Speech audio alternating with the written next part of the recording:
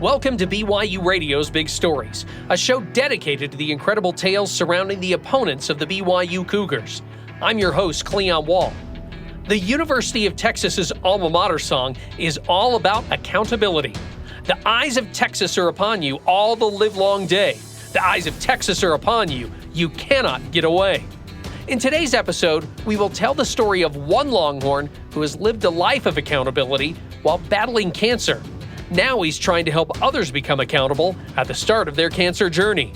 I knew that if I did die, I'd done everything I could to beat it. I'd owned my own journey. I'd set an example for others through my journey. And I'd lived a life with purpose. Let's get to know Bill Potts. He would describe me as a guy who is very in love with his faith, who's in love with his family.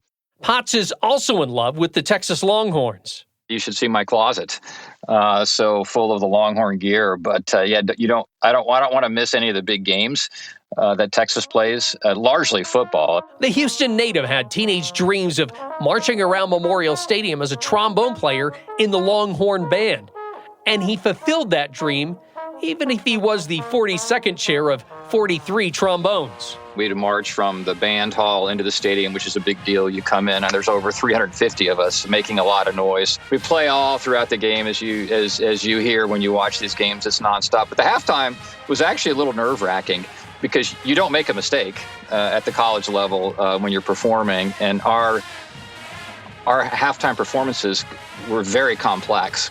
So we'd practice. And then once you finish the halftime show, then you were relaxed. But then after the game, you would play a concert for the fans as well. So it was awesome. If you can imagine being surrounded by that many people. And at the University of Texas, the fans love the Longhorn Band. So to be a part of that was pretty exciting. The band gig also allowed Bill to feed into his fandom of Texas football. He has fond memories of some big games. Yeah, nighttime game against the University of Arkansas and the University of Texas. We set up extra bleachers in the end zone, nationally televised game. And that was the most nervous I've been, the most excited I've been to a football game, because at that point, that was the biggest crowd they'd ever had at the stadium. Subsequently, they added seats. But it was raucous, it was loud, it was exciting, it was a big rival, and it was awesome. Albeit, Texas OU in Dallas is a pretty cool one, too. My college life was full. It wasn't just the band I was involved with. I was involved with the band for 1 year. I started doing a lot of other things, from intramural sports to being on committees and clubs. I helped put on the first 5K that they held on campus. It was idyllic, really. It was, I wouldn't have changed a thing about my college time. It prepared me really to be an adult. I went in as a kid, came out as an adult.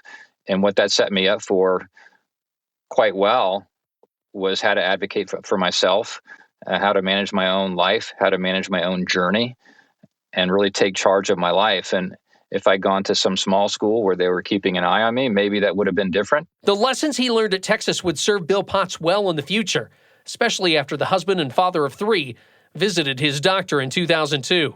I went in thinking I just had a benign tumor on my thyroid. And so I go in to see the doctor, and he tells me that you've got thyroid cancer. I literally went to the bathroom and physically got sick. In the cancer world, thyroid cancer is very treatable. This is Bill's wife, Kim Potts. And you can usually take care of it, but you hear the cancer word, and that was just kind of shocking, but both of us kind of have an attitude, well, this is the information that we have, so now we're going to have to do something about it. And so I went through surgery to have my thyroid removed, and then I went through radiation ablation treatment, which is using iodine-131, which is the same radiation that came out of Chernobyl. But less than a year later, they called me into the office. They'd done a scan. They said, your cancer's back. I'm like, there's no way. How could my cancer be back? I've been radiated out the wazoo. Before I could leave the hospital, I went to MD Anderson in Houston and got a second opinion. They told me, Bill, no, not only is your cancer not back, we're not 100% sure what you went through was even needed. And Cleon, that's when I woke up to the fact that I need to own the cancer journey. I need to take charge of it. I don't need to just listen to what the doctors are telling me, but I need to make my own judgments, do my own homework, and make my own decisions about what I want to do. His resolve was put to the test in 2008. Bill found a lump below his right ear. A biopsy revealed that he had lymphoma. So I get in my car, and I haven't told this story before out loud. I get in my car, my phone rings. I haven't even talked to my wife. And it's the pastor from our church, Pastor Bob, who's called me, I think, twice in my life. And he goes, "Hey, Bill, how are you?" I'm still in my car in the parking lot of the doctor. I said, "I'm fine." I was like, "Why are you calling?" He said, "Well, God told me to call you." I'm like, "Okay." I said, "Here's what's going on." And so I told him I had been just diagnosed with lymphoma, and so we talked through that. He prayed for me. And at that point, Cleon, I knew in my cancer journey who had the ball. And that gives you the kind of confidence to really walk through that journey. Bill would need every bit of confidence he could get because the bad health news just kept coming and coming. This number sounds kind of crazy, but I've been diagnosed with cancer 6 times. So I've had thyroid cancer. I've had lymphoma 4 times, currently have prostate cancer. So I'm dealing with 2 things. I'm dealing with an incurable lymphoma, which is currently in remission. So that will come back. Why is the lymphoma incurable? Yeah, depending on who you ask, there's somewhere around 61 different versions of lymphoma, which is a cancer of the immune system. So some of those lymphomas of the 61 you can cure. My version just happens to be one they haven't got figured out yet. But I've been in remission as long as 5.5 years and as little as 11 months. So we keep having to change the treatments to try to beat the cancer. So they're getting progressively harder. There is a cumulative impact of all the treatments that I've been through and all the surgeries I've been through. So I'm trying to hang on and stay in remission as long as I can, because every year that goes by gives the potential for new treatments and potentially a cure. If you look all the way back to that experience with the thyroid cancer and the radiation I got, we'll never know for certain. But it's pretty likely that the lymphoma came from the thyroid cancer treatment. Bill continued to fight back against cancer, and his family was by his side every step of the way. Bill has mentioned that you've pushed and pulled him to get to the finish line of cancer treatments. What kind of things have you done to help him out? Oh, wow. Sometimes I don't even know what they are. Sometimes it's just constantly being there and being that support, sometimes listening. As we went along, that there's just nothing more important than being there, even if you don't do anything. She's been fantastic. Her faith is really strong too. I don't think she ever thought I wasn't going to beat it. You need a team with you to beat cancer. Not just the medical care team, not just the friends team, but you need that family team to support you. And Cleon, I hit the jackpot with her. Truly a match made in heaven. Bill is his attitude is infectious. He exudes positivity because it's one thing you can control. I could always rely on the physical piece, will come and go, but mentally he was always, in my view, rock solid. When I saw that little crack in what I would call the armor, that I think is when it seemed real. September 17th, 2020. This is happening during the COVID pandemic when things are crazy. I've got a cancer of the immune system. My chance of surviving COVID at that point, once I started the treatment, was only 45%. I woke up from surgery in the recovery room at Mayo, and I was having an emotional breakdown. I had just met with the surgeon. Everything went fine. I'm like, oh, great. They got it out. We're good to go. We'll get started on everything. Here we go again. But I kept waiting for them to bring him out. It's just Jen, the nurse, and just me, because your family wasn't allowed in. And she comes and holds my hand and she goes, "Bill, I believe God puts angels in your life when you most need them. I think today I'm your angel." I'm like, "Okay." She's like, "What's wrong?" And what I said, Cleon, surprised even me. I told her that I thought I was done. I really wasn't up for the fight anymore. So she smartly called Pastor Tanya, who came in to my room, and had actually met her before the surgery. I gave her my life story.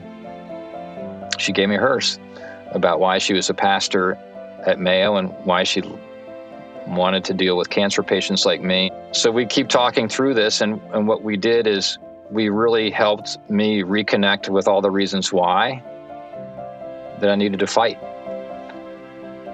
For my family, for my friends, for my work, which was making a difference. And then she said two things that had such an impact. And she goes, Bill, if the only reason you fight, you need to fight to make God proud. Wow, I never thought of it that way. And she wraps it up. I'm good now. I've quit crying. I'm ready for the fight. My perspective has changed. I call that a miracle in my life, that I went in 1 hour from wanting to give up to wanting to give my best effort at fighting. And she goes, hey, Bill. I'm like, what? She goes, you need to turn your pain into purpose and write a book to help others. And God works in such interesting ways to kind of guide you in your life. And when those words came out of her mouth and I looked her in the eye and I agreed to do it, I knew that's what I was supposed to do, that I had a new purpose. The book is titled Up for the Fight. Bill's goal? To empower cancer patients and their families in their journey with this potentially deadly disease.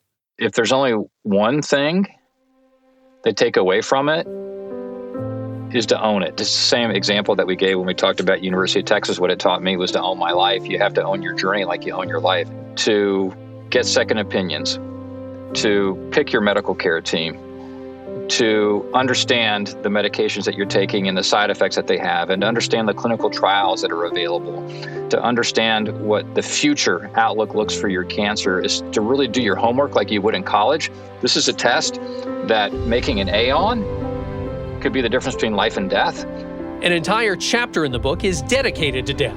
Bill writes that people need to think about dying and talk to family and friends about it so that they won't be surprised by it when the time comes. Death has influenced how Bill Potts lives. Every bird, every butterfly, every flower, I see all these beautiful colors. I hear the kids playing. I see the birds flying over. I value relationships more. It's also strengthened my faith in immeasurable ways. The potential for dying helped me guide me in what's kind of the secret sauce of life. It's about loving others and helping others. I think I have that unique perspective, having gone through this so many times, that has made such a positive difference in me, and hopefully I can share that perspective with others. Thanks for listening to BYU Radio's Big Stories. This episode was produced by Nathan Cannon and me, Cleon Wall. Music and post-production by Kevin West. Make sure you watch BYUtv's Big Stories by logging on to BYUSN.com. Big Stories is a production of BYU Radio.